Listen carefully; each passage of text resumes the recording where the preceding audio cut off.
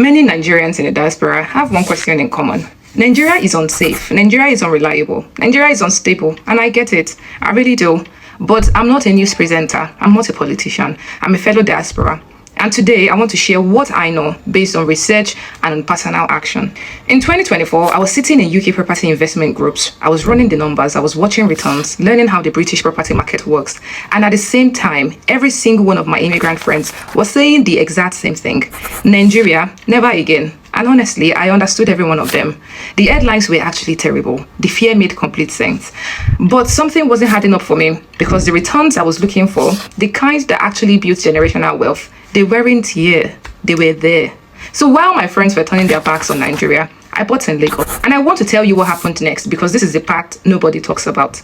Every naira I put into Lagos property in 2024 has more than doubled in under 2 years.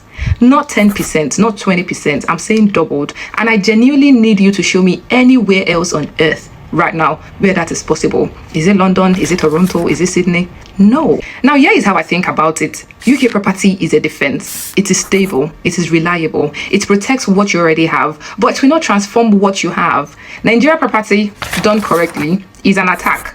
Yes, the currency is a risk. Yes, there is volatility. Yes, it requires the right structure, the right partner, the right entry point. But the returns are not comparable to anything the Western world is offering right now. And you cannot build generational wealth playing defense your entire life. At some point, you have to attack. Now, let me tell you something about the fear. Because I think the fear is being used against you. And I want you to really hear this. There is this neighborhood in Lagos called Banana Island. People who worked hard, built businesses, made real decisions, they all live there. Diaspora returnees live there, entrepreneurs live there, and yes, politicians live there too. And here is what every single one of them has in common. At some point, they stopped building on someone else's ground and decided to own their own. But here is the part that should actually make you think. The same political class whose inactions has allowed, according to verified security tracking data, 13,346 Nigerians to be killed since 2023. Their retirement is Lagos property, priced in dollars, not naira. I'm talking dollars. Transparency International Nigeria stated publicly in December 2025 that insecurity in Nigeria, and I'm quoting them directly, an organized business for some individuals in government. Their words, these are not mine. Budgets, Nigeria's independent budget transparency organization, published data showing the security budget was spent at 314% of its approved allocation, 3 times what was approved, and security got worse. So I need you to think about what that actually means, because people who own that much land, they do not want Nigeria to collapse. Their wealth is here, their power is here, their children inheritance is here. A failed Nigeria destroys them too, which means this level of chaos has a ceiling and we are approaching it. And this is not unique to Nigeria. I need you to understand that every country you now consider safe has been exactly where Nigeria is. The UK had the IRA, bombings in London, Manchester, Birmingham for decades. British property never stopped appreciating.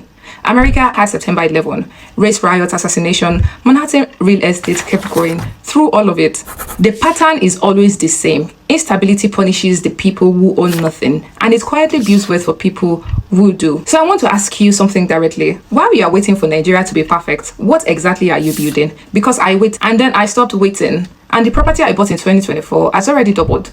Not because Nigeria became perfect, but because I understood that perfection was never the standard. The fear is real, the risk is real, but the opportunity is also real. And the people who are moving right now, quietly, strategically, without waiting for the news to get better, they are the ones who will look back in 5 years and be grateful they did not let the headlines make their financial decisions for them. Again, the UK property is a defense. Nigeria is an attack. And at some point, you have to decide which one you are playing. This is Parlour Talk, episode 2. I am Joy, and I work with JESFEM Multi-Service Limited. I'm a diaspora investor. I own in Lagos, and I help people like you do the same, properly, safely, strategically. Episode 3 is coming and goes even deeper. Subscribe to our YouTube, follow our socials, and if this landed, send it to one person who is still waiting.